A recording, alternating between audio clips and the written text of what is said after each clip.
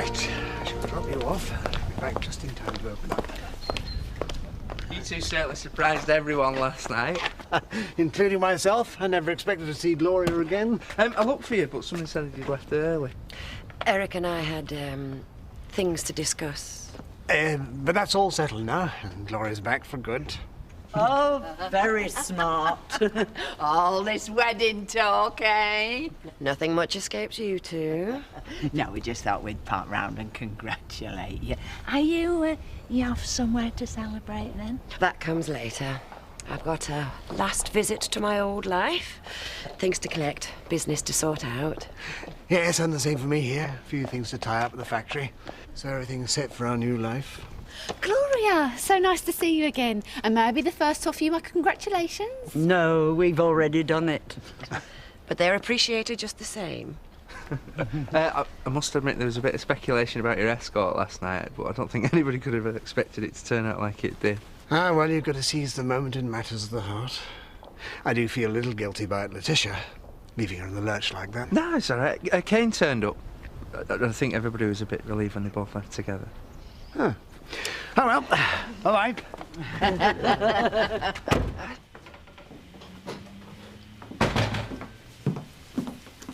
How's your mum? Don't ask. Oh dear. She was wandering around in the night. Was she ill? Said she was. Said it was a nervous stomach. She's very upset. That's putting it mildly. I started to see why they always name hurricanes after women. When I finally calmed her down, said she should stay in bed for a while till I have to go to school. That was very kind of you. Not really. Working's easier than listening to her. She'll be down soon. It's okay. I'll take over. You've done your shift. Thanks. Subjects to be avoided are love, marriage, happiness, and especially Bob. What did you say? Nothing. I better get ready for school. Donna said you were sick in the night. Yes. Sick of my life, sick of the mess it's in. I can manage on my own down here if you want to go back to bed. I wouldn't give him the satisfaction of letting him know he's upset me that much. Right. I don't even want his name mentioned, not until he comes crawling back with his tail between his legs, begging for forgiveness. And when that does happen, I'll have to decide whether to give him a second chance or throw him out again. Meanwhile, we've got work to do.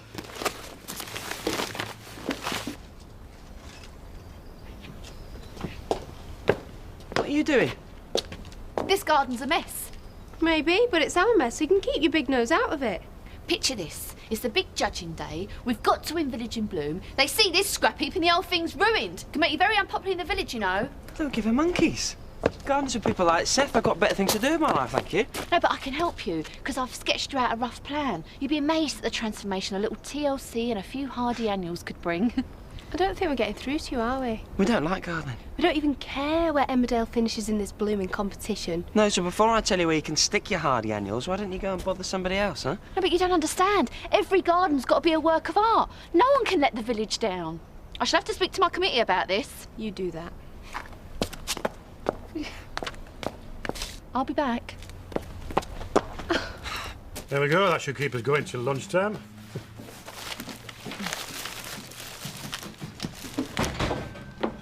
Oh, it's all right, Emily. They're on the house. Oh, don't have very much. Nice to be able to treat my son. What's up with you? You should have given me a shout. Tell me you're in the shop. Mum? You don't visit your mum enough. I only live down the road. You can come and see me whenever you like. We used to be so close when he was little. He used to come home from school, sit on my lap, bring me presents. I've still got the egg rack you made him with work. You're going to have to tell him that for, huh?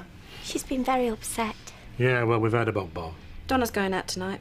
It'd be the perfect opportunity for my boy to come round and have tea with me. Well, me and Clover are going to go out. Well, she can come if you like. Please, Scott. It's ages since we had a proper talk. I'll ring you later. Yep. Maybe we should put a few of these aside for wedding presents. Oh, Gloria wouldn't be interested in this tart. She's got expensive taste. Yeah, I don't know why she's marrying that type get then. After all he's done for you. But I suppose your taste of the high life is over. I doubt he'll be looking for an escort again now Gloria's back. Indeed. What I'm looking for is a bit more hard work and a lot less gossip from you lot. Hang on a minute. There's just the little matter of my taxi fare home to settle up first. A real gentleman would never have left a lady like that. Anyone who goes out with the likes of Keen Dingle would know nothing about gentlemanly behaviour. I suggest you ask him for your cab fare. I'm sure his reply would be most entertaining. I don't know why you're smirking. I want to see my office. Straight away, thank you. Well, true romance hasn't improved him much. I'd just like to tell you how delighted we all are for you and Gloria. And, if you're looking for a best man. I'm not. The wedding's still a way off, and there are more pressing issues to be dealt with first. You may have noticed that the factory's been struggling a bit lately. Just have to keep trying. Indeed. One has to be practical. Cut one's coat according to one's cloth. What exactly are you trying to say, Eric? Difficult times means difficult decisions. Sacrifices have to be made. Eric, we're painting bathing beauties here. We're not building a new Jerusalem. Exactly, which is why I'm going to have to let you go. What, you mean you're sacking me? I like you, Bob, but I had to put the good of the company first. You pathetic little toe rag. This has got nothing to do with economic downturns and all that rubbish, has it? You're just shafting me so you can get Gloria back in! Well, if that is your attitude, you're also sacked as my campaign manager. Weird shouting. Is everything all right? No, it isn't, no. He sacked me! And there's no need to work out your notice. You might as well leave now. With pleasure. Hey, me today could be either of you two next. He's right there, sir. If I were you, I'd get back to my job. Whilst you still got one.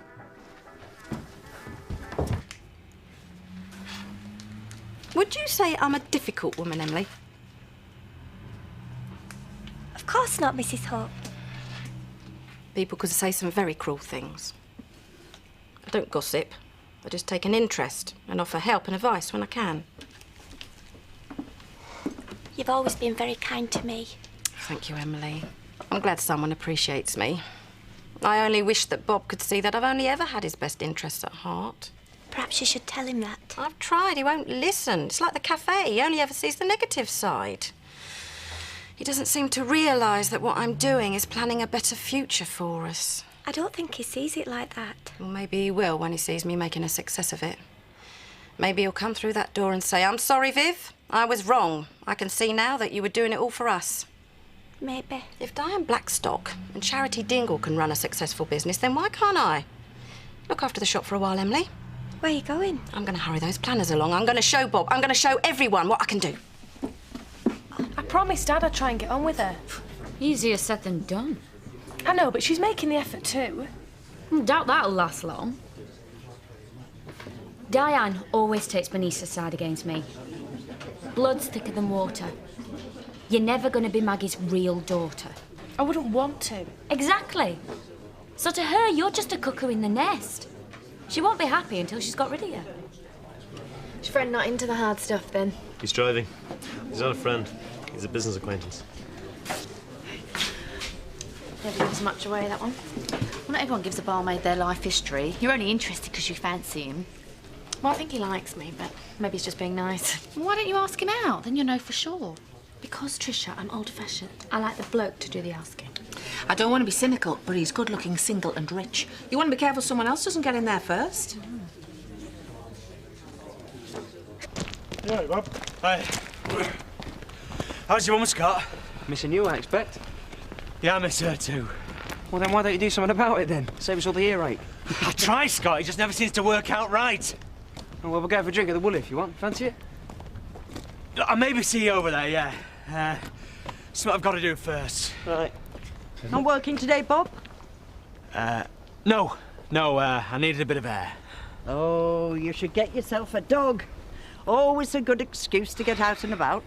I don't need one, Edna. I'll have plenty of time on my hands. I've just been sacked. That is terrible. What's you going to do? I don't know, Edna. That depends on a lot of things. I'll see you later. Come. Are we going to take on an apprentice? They're more trouble than they're worth. Well, the lad I'm thinking of will work hard. I'll make sure of that. Oh, yeah? Anyone we know? Mark. Mark? I thought he was away for months. No, they had this tagging programme, and look, there's a chance of an early release. Especially if he's got a job to go to. Oh, so I'll have Angie nagging me about this as well, will I? It's blackmail then, family favours. He's on a mechanics course. Yeah, in the nick. He's an ex-con then. Just what we need. Oh, come on. You've made mistakes too. All he wants is a fresh start. Scott, Tony will be over shortly, all right? Great, I'll be over at the garage. No, it's all right, Len. You can eat your lunch in peace. I can manage on my own. Hey, say, think how much easier it'd be if I had an apprentice to look after the place while you're out. Maybe. I'll think about it.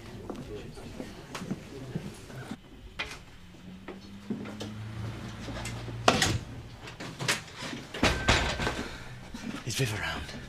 No, she had to go out for a while. I'm sorry to have bothered you. I don't think she'll be long if you want to wait. I know she really wants to see you. Really? She were only saying this morning how you're the only one in her heart. Oh, that's how I feel about her. So everything can be sorted out then.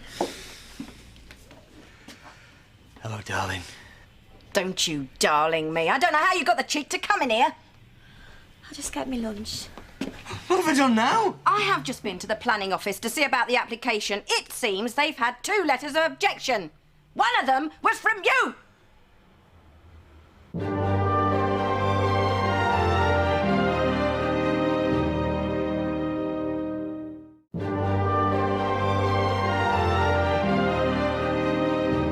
How could you go behind my back and do something like that? And you know who the other letter was from? Diane Blackstock. I expect you planned it all between you. It wasn't like that, Viv, honest. Well, I don't know whether I can believe anything you say anymore. I'm sorry about the letter. I got riled up. I shouldn't have done it. But I'm not here to talk about the past. I want to talk about the future. Our future. We haven't got a future. Well, we could have. If we admitted that we both made mistakes, that we want to put things right, start again. You're only saying that because Eric Pollard has sacked you and you got nowhere else to go. Oh, that's not true. Yeah, I got really angry at first, so I went for a walk to calm myself down. And I started to think about my life.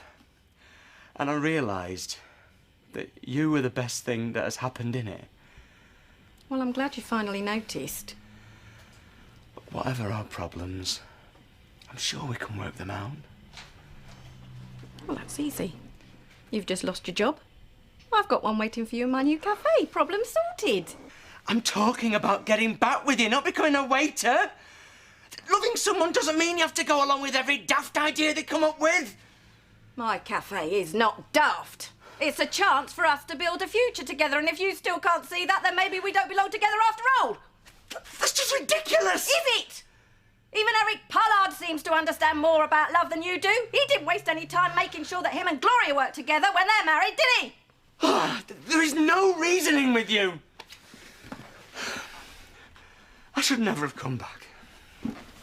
Yeah? Well, don't bother trying again. You run out of chances. There you go. Cheers, mate. I'll give you a call when it's done, yeah? Big job, is it? Nothing I can't handle. So what's up with it? Look, I told you I'll fix it, all right? Ooh, you're a bit scratchy, aren't you? Sorry. Just got a lot on my mind, that's all. Including that job with Mark's. Look, if it means that much to you, then I'll think about it. Thanks, Scott. Cool. Right, let's get back to work. Oh, Jed Aldridge's got trouble with his starter motor, so I said you go and look at it for me. I'm on my way. And while you're gone, I'll sort this out. Scott!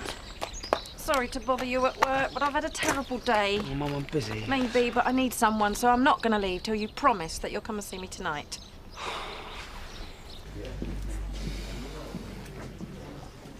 Things can't be that bad.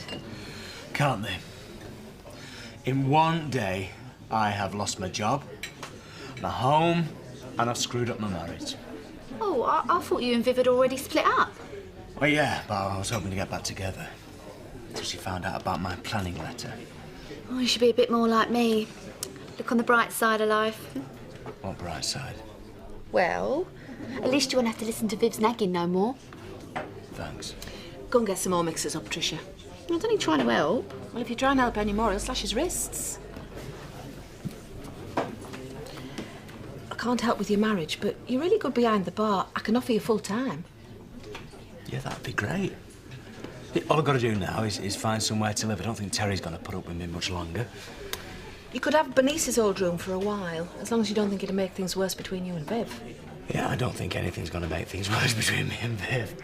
Well, that's settled then. Nothing to lose. What do you say? Hey, best offer I've had all day, that. Thanks, Diane.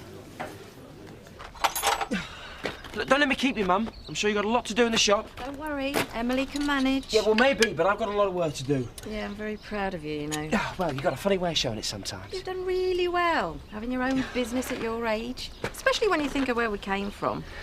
Your dad never did an honest day's work in his life. And when you had that little bit of trouble with the pension books, well, I was very worried that you'd turn out like him, but you put it all behind you now. Yes, it is nice to see you, Mum, but I really haven't got time to chat right now. You never do these days. We're grown apart. Oh, look, I'm just busy. I've got a lot of work to do it, and when we get home in the evenings, me and Chloe we like to go out and enjoy ourselves. Oh, I see. So it's more important to you to keep her happy than your own mother, is it? I'm sorry, Scott. It's just that I've been so upset about this business with Bob. I really need to talk to you. I can talk to you this evening, huh? Oh, so you're coming then? That said I would. You promise? Promise. See you at 7. Is anyone serving here? Just coming, Betty. Oh, I'm glad you're home, Donna. I've had to run this place on my own all afternoon. Where's Mum? I don't know. I went out for lunch so her and Bob could have a bit of time on their own. When I came back, the place was locked up. Yes, well, Pollard gave him the sack this morning, so I expect they're going to have plenty to talk about. It's all right, Emily. I'll do the shop. There's no need. I'm here now. How's Bob? I don't want that name mentioned in here. I thought things might have changed when you had a chance to talk things through. The only thing that's changed is I've realised he's more selfish and ungrateful than I thought. And I suppose you're going to spread that all around the village? Me? Never. All sorted? Yep. And I saw Edna on the way back. Still trying to chat her up? Yeah, it's a hobby. No, she's more interested in your garden. Oh, not another one. You know, we had Tricia moaning about Village in Bloom this morning. We just can't escape them. Simple solution. If we're not there, then they can't nag. We ought to go out more. Oh, since when did you need an excuse? Never. So you want coming tonight? Yeah, I said we'd pop round Mum's first, though. What do you mean, wee pale face? Oh, she's upset, you know. Thought you might better cheer up. No chance. I had another problem, Mother's hearing about Maggie. You can pick me up on your way back. Thanks. Welcome to the happy couple. How are your wedding arrangements going? All in good time. Got a few things to sort out first. Well, I've certainly made a start. There's been an unexpected vacancy in your old position at the factory, if you're interested. Sounds an excellent idea. Unless you think seeing me day and night would be too much of a good thing. That is quite the opposite. I've missed you so much these last months, I just want to make up for lost time. Ain't love grand. Can I get you two a drink? G&T and whiskey, please. Right. I've been busy too. All your money back, plus interest. I don't want there to be any clouds on our horizon. Well, this calls for a change in order, I think. Louise, a bottle of your finest champagne, please. Right, I'm off out now, Mum. Like that? What's wrong with it? Skirt's too short. You're wearing too much makeup. Have you ever looked at yourself? Donna, you're still a child. Men might get the wrong idea and you need to be more mature to cope with that. Like you. You're just in a mood about Bob, so you're taking it out on me. That's not true. Well, I don't need lessons from you about how to cope with men, life or anything. I can't make more of a mess of it than you have. Donna, it's not been easy since your dad died, you know. And everything I've done has been for my kids. Do you really expect me to believe that? All right. I thought I could be happy with Bob. I'm not ashamed to admit that. I also thought he'd be a good father, and the cafe was to provide a better future for all of us. Yeah, we're going to have to think it through again because it's all turned sour. Can I go now? I think you better had. At least Scott might understand what I'm going through. Good luck. And put the close sign up as you go. Champagne for the happy couple? Hey! Oh, what's going on? Eric and Gloria are celebrating their forthcoming marriage. Diane, could you give us some more glasses, please? We'd like everyone to share in our happiness. Bob? Don't even think about it. After my wedding, I think I'll sit this one out too. Ignore them, Eric. They're just jealous. I thought it was a very generous gesture. There we go. All the more for you two. Thank you very much indeed. To love, marriage, and a wonderful future. You mean the future mayor and mayoress of Houghton?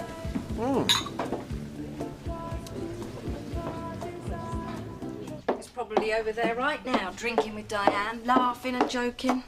Mum, he's just lost his job. I offered him a better one. He turned me down flat after all I've done for him. Well, I don't think he sees it like that. Donna was just as bad. You should have heard the things she said to me tonight. What's the matter with them, Scott? Why do they turn against me? Maybe you should look at yourself, not them. Not you as well. I thought at least you'd stick up for me. Really? And why's that? When have you ever stuck up for me? How could you say that? You've always been my favourite. I've always been behind you. Yeah? Like with Kelly? Well, I was protecting you from yourselves. Everyone could see what you were doing was wrong. Yeah, and that's the problem. Mum, that's all that matters to you, what other people think. That's why I went off to the army. Well, you can't blame me for that. Well, can't I? Mum, you should have been seeing what I was going through, but instead you were off pretending to everybody else that we were the happy family. And if I said anything, it would just ruin the perfect picture. Well, me and Vic were going through a difficult patch. And I'm sure you and my dad went through difficult patches. And you and Terry, and you and Bob.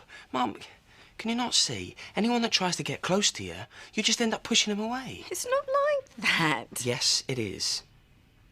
And until you learn to see that, then nothing's ever going to change, Mum.